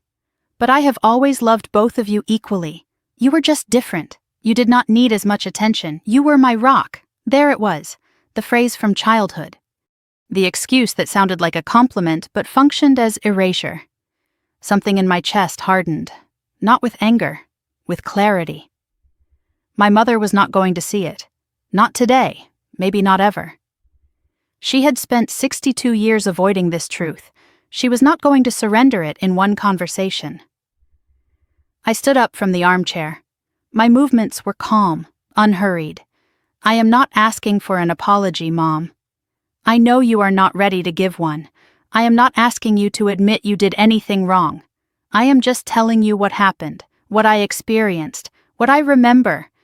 I picked up my purse. I am going home now. My home, the one I bought with the money Dad left me. Yes, Dad left me money, separately, because he saw what you never did. My mother's face went white. What are you talking about? What money? I did not explain. Not now. Ask yourself why your husband felt the need to secretly save money for one daughter and not the other. Ask yourself what he saw that you refused to see. I walked to the front door. I did not look back. I love you, Mom, but I will not pretend anymore. What you do with this is your choice. I opened the door and stepped onto the porch. The afternoon air was cool on my face. Behind me, I could hear Lily saying something to my mother. I could hear my mother's voice crack. But I did not turn around. As I reached my car, I glanced back once. My mother was standing in the doorway, one hand on the frame, her face pale as paper. She looked smaller than I had ever seen her. I got in my car and pulled out of the driveway. I did not cry. I felt something I did not expect. Not triumph, not grief. Something quieter. Freedom. It felt like the beginning of freedom. 2 weeks after the confrontation, my phone rang. I looked at the screen and nearly dropped it. It was Lily. 2 weeks of silence had passed since I walked out of our mother's house. I had been settling into my new life in Bend, finding a rhythm in the quiet. I had not called my mother. My mother had not called me. The space between us had grown, and I had let it. When I saw Lily's name on my screen, my first instinct was defense. I assumed she was calling to lecture me, to defend our mother, to accuse me of tearing the family apart. My thumb hovered over the decline button. But something made me answer. Curiosity, maybe. Or the exhaustion of avoidance. I pressed accept and held the phone to my ear. Hannah. Lily's voice was different, smaller. There was no sharp edge, no accusation. Can we talk? Just us. Without Mom. Those last 2 words changed everything. Without Mom. Lily had never wanted to talk to me without our mother mediating the space between us. In 35 years, she had never reached out to me independently. Something had shifted. I agreed to meet her the next day. We chose a coffee shop in Salem, halfway between Portland and Bend. Neutral territory. Neither sister's home ground. I drove with a knot in my stomach. I did not know what to expect. Our relationship had always been polite but shallow. Surface-level conversations about weather and holidays. Nothing real, nothing true. I could not imagine what Lily wanted to say to me that required a 3-hour round trip and no witnesses. The coffee shop was small and quiet. Exposed brick walls. The smell of fresh ground beans. I arrived first, ordered a black coffee, and took a table by the window where I could watch the door. When Lily walked in, I almost did not recognize her. My sister had always been polished, perfect hair, perfect makeup, the kind of woman who looked put together even at 7 in the morning. But the woman who walked through that door looked different. Her hair was pulled back in a messy ponytail. She wore minimal makeup. There were dark circles under her eyes. This was not the confident, spotlight-seeking Lily I had grown up with. Something was wrong. She sat down across from me and ordered a latte. Her hands wrapped around the cup when it arrived, like she was cold despite the warm June weather. For a moment, neither of us spoke. The air between us was thick with years of unsaid things. Finally, Lily broke the silence. "Marcus is having an affair." I blinked. Of all the things I had expected her to say, this was not one of them. Her voice was flat, detached, like she was reading a news report about someone else's life. "Her name is Jessica. She works at his firm. They have been sleeping together for 8 months. I found the texts last month. He did not even try to hide them." Lily's eyes filled with tears, but she did not let them fall. She took a breath and continued. "I moved out of the bedroom. We are still in the same house, but we are nothing. It is over. I just have not told anyone yet. I did not know what to say. I am sorry," I managed. "Does Mom know?" Lily's laugh was hollow, bitter. "Mom knows. Mom has known for weeks. She has been helping me manage it." She said the word manage like it tasted sour in her mouth. "But that is not the worst part," she said. She took a shaky breath. "I am in debt, Hannah. $32,000 on credit cards. I have been trying to keep up appearances. The clothes, the vacations, the birthday parties. Marcus makes good money, but not enough for the life I was pretending we had." I stared at my sister. The designer bags, the perfect Instagram photos, the elaborate dinner parties I had seen online. All of it had been a facade, funded by borrowed money. "Mom has been paying it off for me," Lily continued. Her voice cracked, little by little. She did not want anyone to know. She said it would destroy my reputation. She said I was too fragile to handle the consequences. Something cold settled in my chest. I finally understood something I had never seen clearly before. My mother had not been pouring love into Lily all those years. She had been pouring panic. She had been constantly managing Lily's disasters, paying debts, covering mistakes, protecting her from the consequences of her own choices. "That is why she was always so focused on you," I said slowly. "Not because she loved you more, because she was constantly putting out your fires." Lily flinched, but she did not argue. She just nodded, her eyes fixed on the untouched latte in her hands. She looked up at me. Her eyes were red but clear. "I always thought you were the lucky one, Hannah." I nearly choked on my coffee. "What?" "You were so together," she said. "You paid your own way through college. You built a career without anyone's help. You never needed Mom to fix things for you. You never needed anyone." Her voice wavered. "I used to lie awake at night wondering why I could not be more like you. Why I could not just handle things. Why I always needed rescuing." I sat with her words for a long moment. My entire life I had believed Lily was the favored one, the special one, the loved one. And all this time, Lily had been looking at me and seeing something she thought she could never become. Two sisters, each believing the other had what they lacked, each invisible to themselves in completely different ways. "Do you know why I never needed anyone, Lily?" I asked softly. She shook her head. "Because I learned that asking did not work," I said. "So I stopped." The words landed between us like a stone in still water. I leaned forward. "I needed Mom, Lily. I needed her just as much as you did. The difference is, I learned to stop asking. Because every time I asked, she was already busy with you. Every time I needed something, your crisis was bigger. So I made myself small. I made myself quiet. I made myself someone who did not need anything." Lily's eyes widened. Something was shifting behind them, the beginning of understanding. "You were not the lucky one," I continued, "and neither was I. We were both hurt, just in different ways." We sat in silence for a long moment. Outside, a car passed. Inside, the espresso machine hissed. The sounds of ordinary life continuing around our extraordinary conversation. "Why did you never say anything?" Lily asked. Her voice was barely a whisper. All those years. Why did you never tell us how you felt? It was a fair question. I had asked myself the same thing 1,000 times. Would anyone have listened? Lily opened her mouth to respond, then closed it. She looked away, out the window, at something I could not see. She did not answer, because we both knew the answer was no.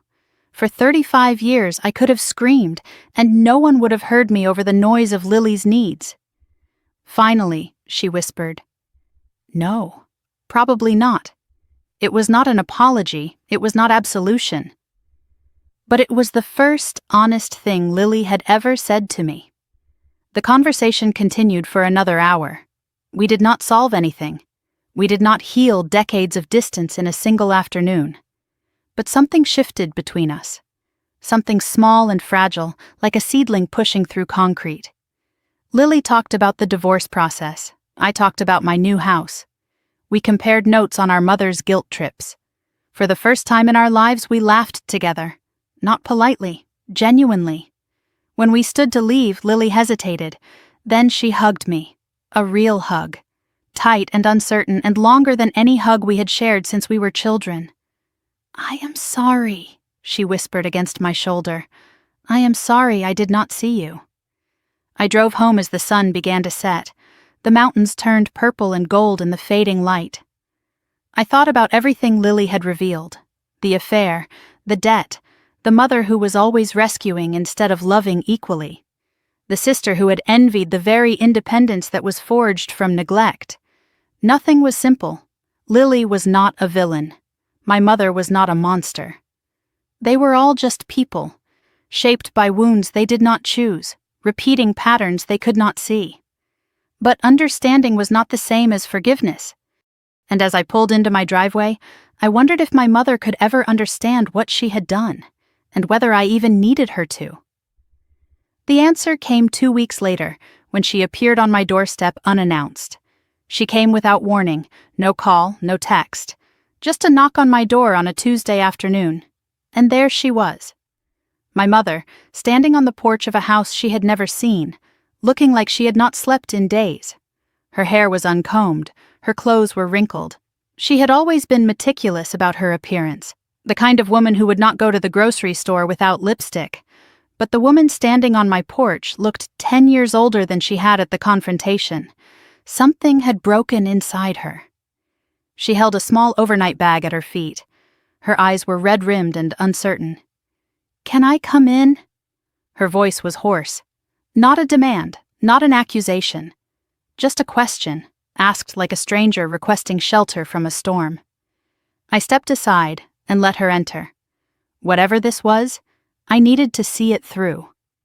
My mother walked into the living room slowly, looking around like she had entered a museum. Her eyes moved across the bookshelves I had filled with my favorite novels, the photographs on the walls, pictures from hiking trips and book club gatherings, the view of the lake through the large windows. She took it all in, piece by piece, cataloging a life she knew nothing about. She did not speak, she just looked. At the kitchen with its herb garden on the windowsill, at the cozy reading nook by the fireplace where I spent my evenings, at the dock visible through the back door, stretching out over the still water. When she finally spoke, her voice was barely a whisper. "It is beautiful, Hannah. It is you. This whole place is you." It was the first time my mother had ever described something of mine as beautiful. The compliment landed like a stone in still water, creating ripples I could not predict. We sat in the living room. I took the armchair. She sat on the couch, her hands folded in her lap like a child called to the principal's office. The woman who had always commanded every room she entered now looked small and uncertain in my space. "I have not been sleeping," she said, "since you came to the house, since you asked me about your birthdays and I could not remember." She stopped, swallowed. I could not remember a single one. She looked at her hands, unable to meet my eyes. "I went home that night, and I tried to remember," she continued. "I sat at the kitchen table for hours trying to pull up any memory of your birthdays. And I could not, Hannah. I could not remember one cake, One party, one gift I gave you." Her voice cracked, but I could remember every single detail of Lily's, every theme, every dress, every guest list. She looked up at me, her eyes swimming with tears. How is that possible? How could I do that to my own daughter and not even know I was doing it? She took a shaky breath. "I came here because I need to understand. I need to know what happened. I need to know what I did." I sat in silence for a long moment, considering my options. I could tell her the story myself. I could recount every forgotten birthday, every overlooked achievement, every moment of invisibility.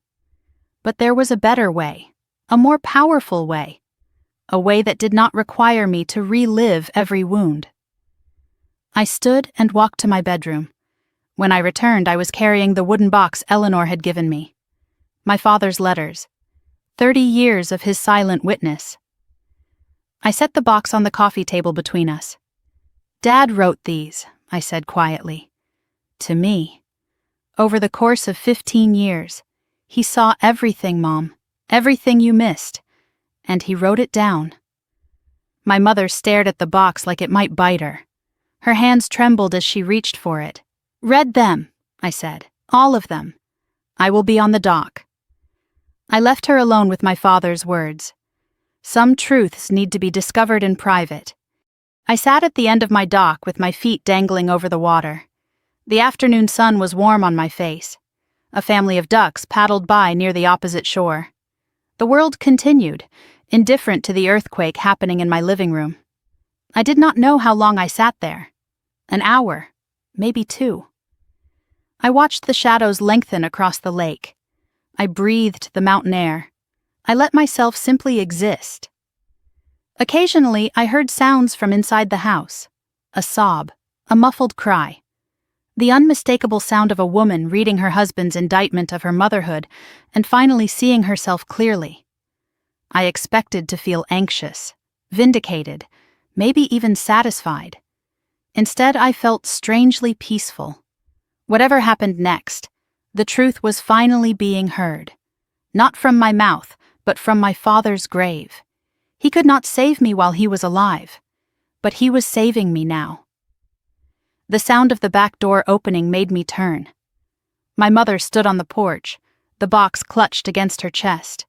Her face was ravaged. Mascara streaked down her cheeks. Her eyes were swollen nearly shut from crying. She walked slowly down to the dock. Her steps were unsteady, like a person learning to walk after a long illness.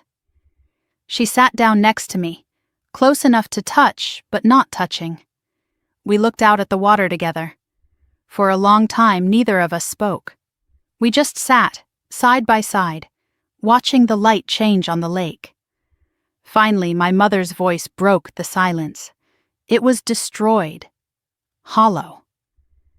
"He wrote about your graduation," she said. "The speech you gave. He said you talked about not waiting for permission to become who you are meant to be."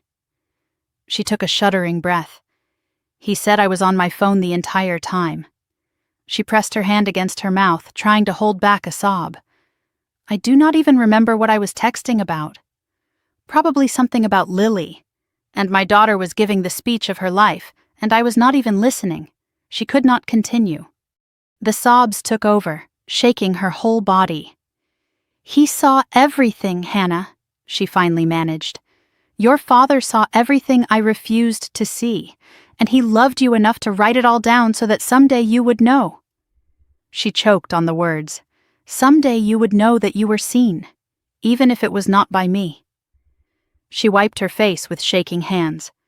When she spoke again, her voice was hollow with recognition. "Your grandmother told you, did she not? About my mother, about Patricia." I nodded. "Eleanor told me." My mother closed her eyes. I swore I would never be like my mother. I swore I would never make one child feel less than another.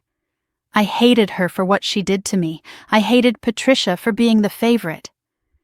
She opened her eyes, and they were filled with a grief that spanned decades. And then I did exactly the same thing. I became her. I became the thing I hated most. Her voice broke completely. I do not know how it happened. I did not mean for it to happen. But that does not matter, does it? The damage is done whether I meant it or not. I broke you the same way she broke me, and I did not even see it until my dead husband had to tell me. She turned to face me fully. The defensiveness was gone. The excuses were gone. There was only raw, terrible clarity. I see you now, Hannah, she whispered. I know it is too late. I know 35 years too late does not mean anything. But I see you. She took a breath. I see the girl who got a grocery store cake with no name. I see the teenager who ate lasagna alone on her 16th birthday. I see the valedictorian whose mother was texting during her speech. I see the woman who built this beautiful life without any help from me. The tears were streaming down her face now. And I am so sorry. Not sorry you felt that way. Not sorry if I hurt you. I am sorry for what I did. For what I failed to do. For every birthday I forgot. For every moment I chose Lily over you. We sat on the dock until the sun began to set. The sky turned orange, then pink, then purple. Neither of us moved to go inside. At some point, my mother's hand found mine. I did not pull away. I did not squeeze back either. I just let the touch exist. A fragile bridge over 35 years of distance. I did not know what happened next. I did not know if this moment changed everything or nothing. I did not know if forgiveness was possible or even if I wanted to give it. But I knew one thing for certain. My mother finally saw me. After 35 years of invisibility, I had been witnessed. That night my mother slept in my guest room. And for the first time, I did not feel like a ghost in my own family. My mother slept in my guest room that night. When I woke the next morning, I found her sitting on my dock, watching the sunrise, a cup of coffee growing cold in her hands.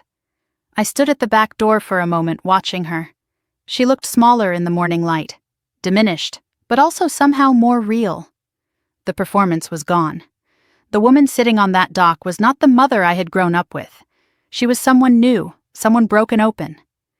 I made 2 fresh cups of coffee and walked out to join her. We sat side by side, just as we had the night before.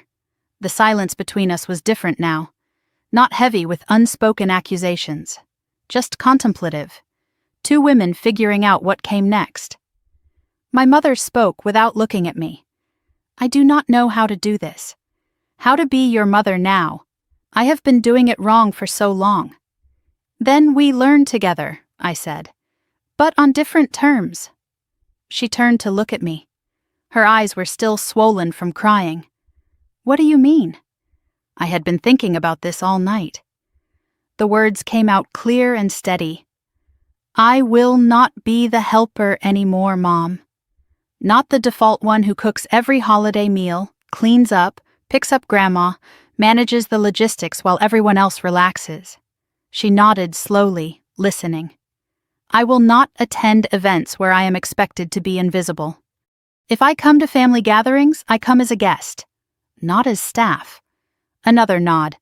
I will not discuss Lily's problems unless Lily brings them to me herself. Her crises are not my responsibility. My mother flinched slightly at that one, but she did not argue. And I will not pretend everything is fine when it is not. If something bothers me, I will say so. And I expect you to listen without defending yourself. She was quiet for a long moment. Then she nodded again.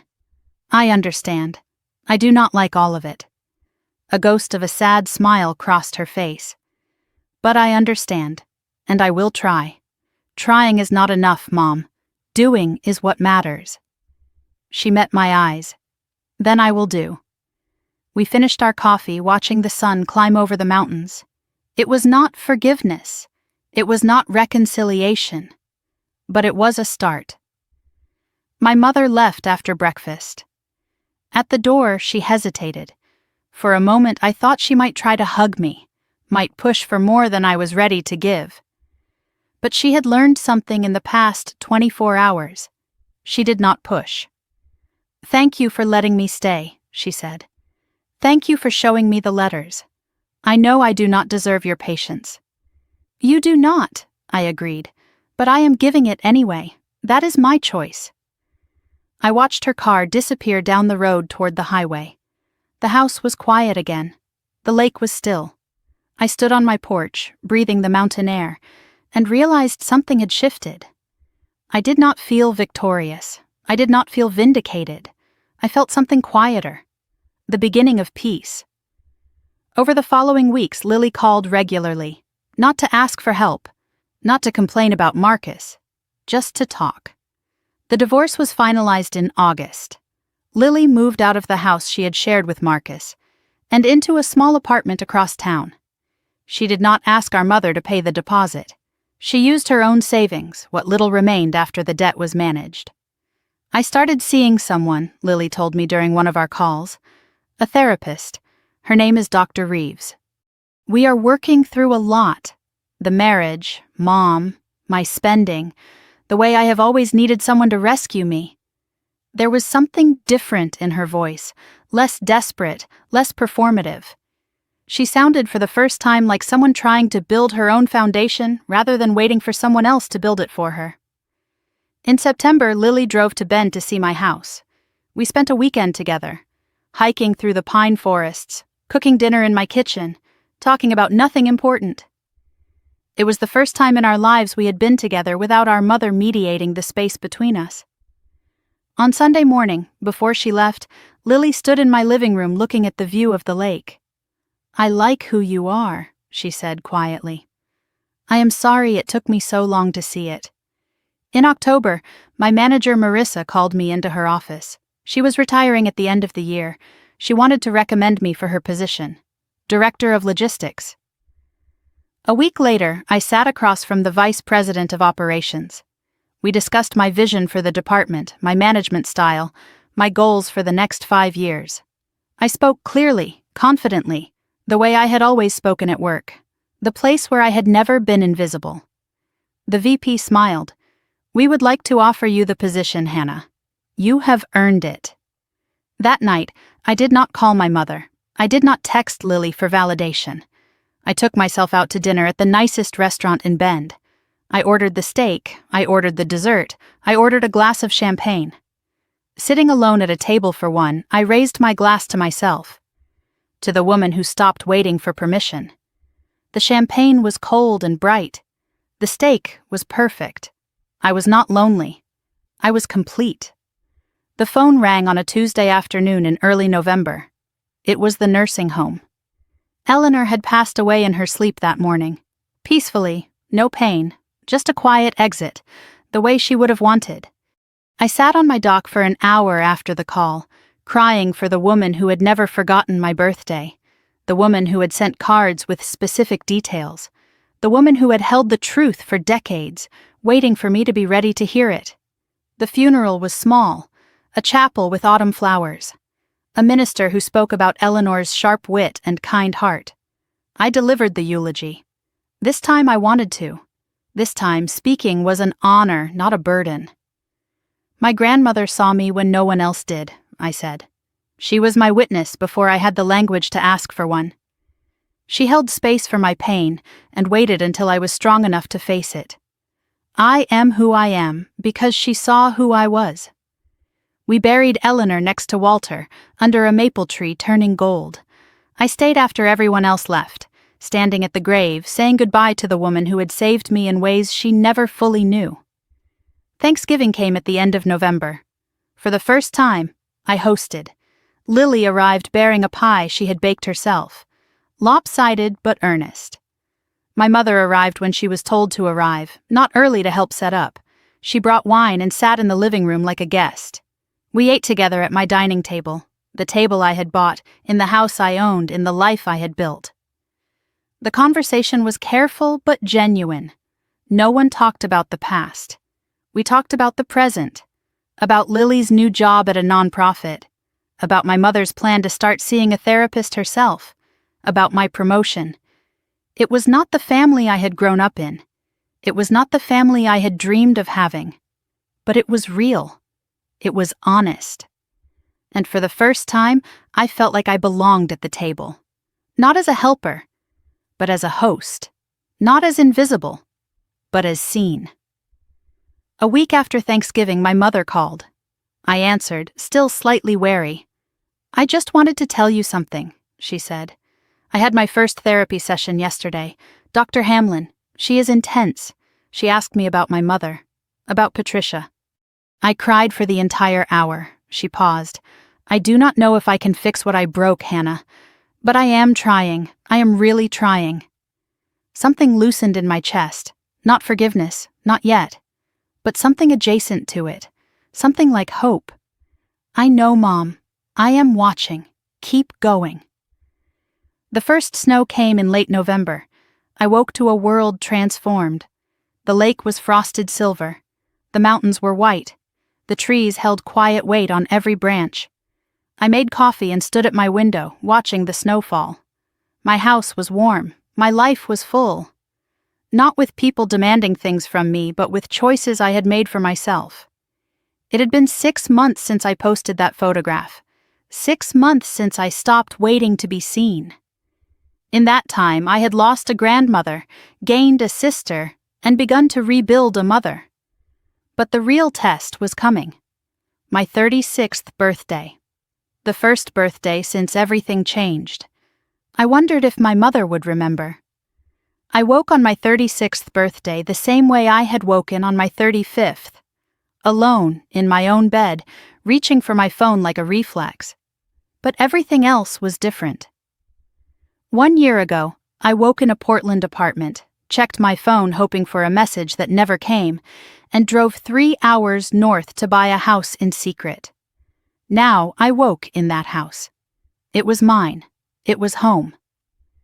The morning light filtered through curtains I had chosen myself, falling on furniture I had picked out piece by piece.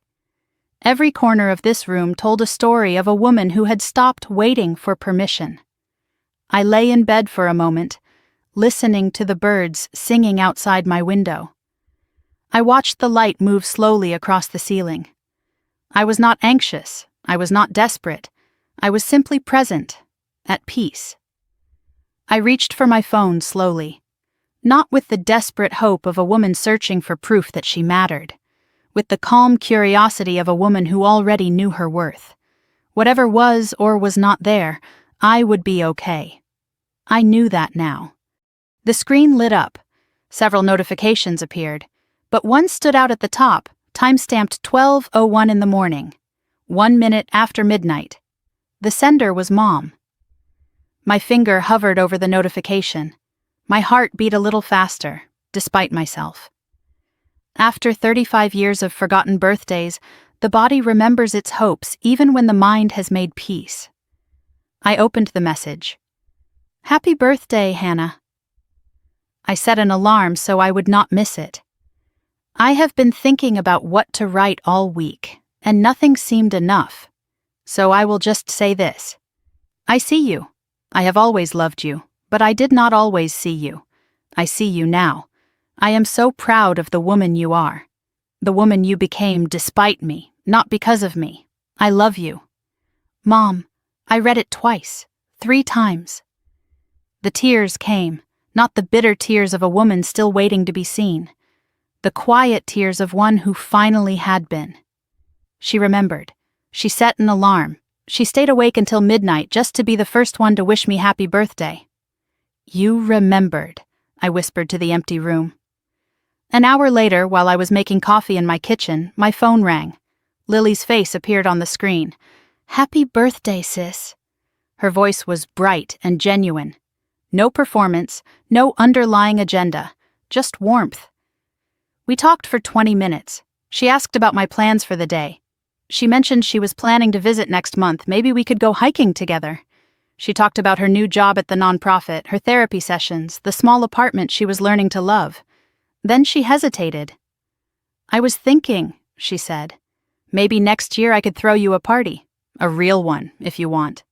No pressure, just, I have never done that for you, and I would like to." I smiled. Let us see how this year goes first. But maybe. Yeah, maybe. We hung up with promises to talk soon. I stood in my kitchen, coffee warming my hands, marveling at how much could change in a single year. I took my coffee down to the dock and sat in the same spot where I had sat 1 year ago, posting the photograph that changed everything. The lake was calm. The mountains were green with late spring. The world was quiet and beautiful. In the afternoon, my book club friends stopped by with a cake. Homemade, slightly lopsided, absolutely perfect. They had written "Happy Birthday, Hannah" in purple frosting. My name, on a cake. I took a photograph of it. Throughout the day, my phone buzzed with birthday wishes. Colleagues from work, Aunt Martha from my father's side. Cousin Jennifer, who had called me a queen when I bought the house. The community I had built, one connection at a time. I was not alone. I had never been as alone as I thought. I had just been looking for love in a place that could not give it. Now I had found it in places that could. As the sun began to set, I put on a dress I loved. Not for anyone else, just because it made me feel beautiful. I drove into town to the same restaurant where I had celebrated my promotion. The hostess recognized me. "The usual table by the window, Ms. Cooper?" I smiled and nodded. I had become a regular. I belonged somewhere. I ordered the steak, I ordered the dessert, I ordered a glass of champagne, the good kind. When the champagne arrived, I raised the glass. Not to anyone else, to myself, to 36, to the woman who stopped waiting, to the life I built when no one was watching. The champagne was cold and bright, the steak was perfect, the sunset through the window painted the world gold. I was exactly where I was supposed to be. Back home after dinner, I sat at my desk. I took out a piece of paper and a pen. I wrote a letter to my father. I knew he would never read it, but I wrote it anyway. Dear Dad. I turned 36 today, Mom remembered. She sent a message at midnight. She said she sees me now. I think she finally does. You would have been so happy. You would have cried, probably. You always cried at the good things. Thank you for the trust fund. Thank you for the letters. Thank you for seeing me when no one else did. I used your gift to build a life, Dad. A good one, a peaceful one. You saved me. I hope you know that, wherever you are. I love you. I miss you. Hannah. I folded the letter carefully and tucked it into the wooden box, alongside his letters to me. His voice, my response, a conversation across the divide. I walked down to the dock one last time. The stars were out. The lake was silver under the moonlight. The world was quiet.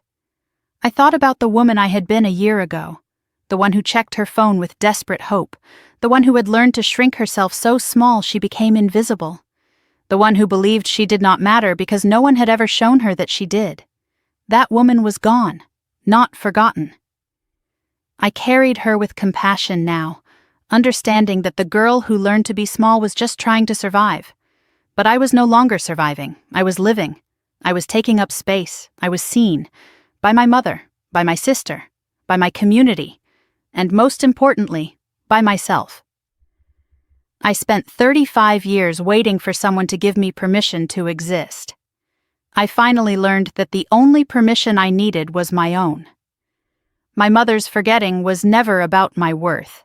It was about her wounds. Wounds passed down through generations. Wounds that were finally, painfully, beginning to heal. I did not know if I had fully forgiven my mother. Maybe forgiveness was not a single moment. Maybe it was a process, like healing, like growing, like learning to take up space. But I knew this.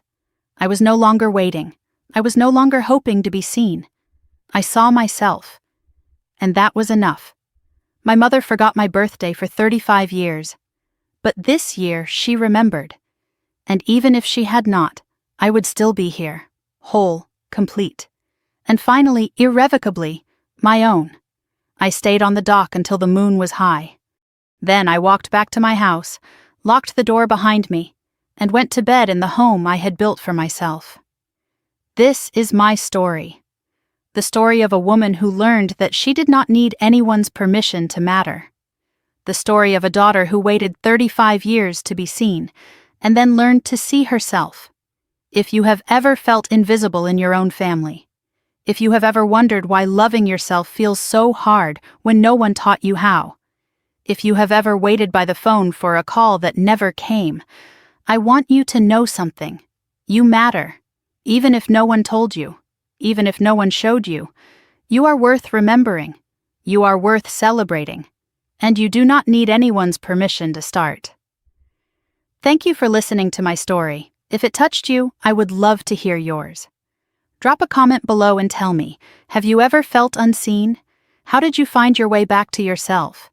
And if you have not already, subscribe to this channel. There are more stories like this coming.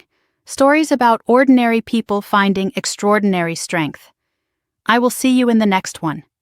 Until then, remember, you are not invisible. You never were. You just needed someone to remind you. Let this be that reminder. This story is fictionalized for dramatic effect.